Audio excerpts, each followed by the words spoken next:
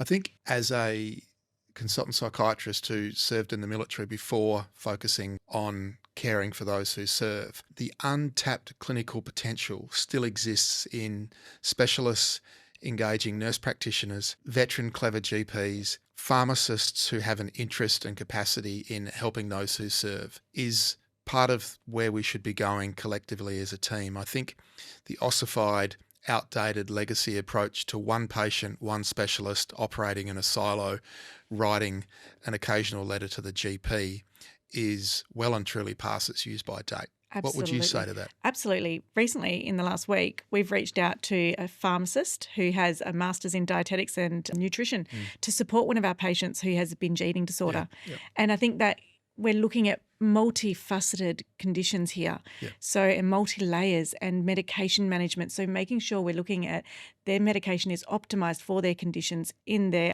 current presentation, but also advocating.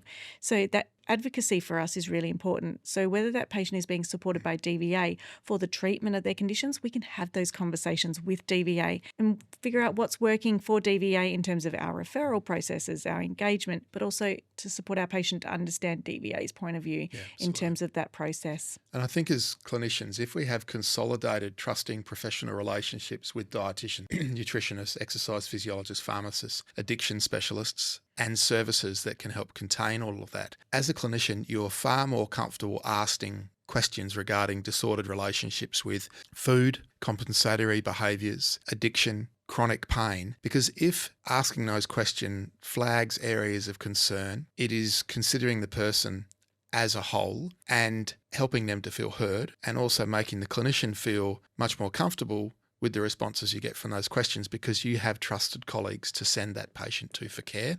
Absolutely. And knowing that the care team will continue to grow across time, and the GP who referred you the patient will trust and send you more patients, which might make your day very busy, but certainly more rewarding. Absolutely. And those areas of concern, I look as opportunities for development and support, and using those trusted relationships to support that patient.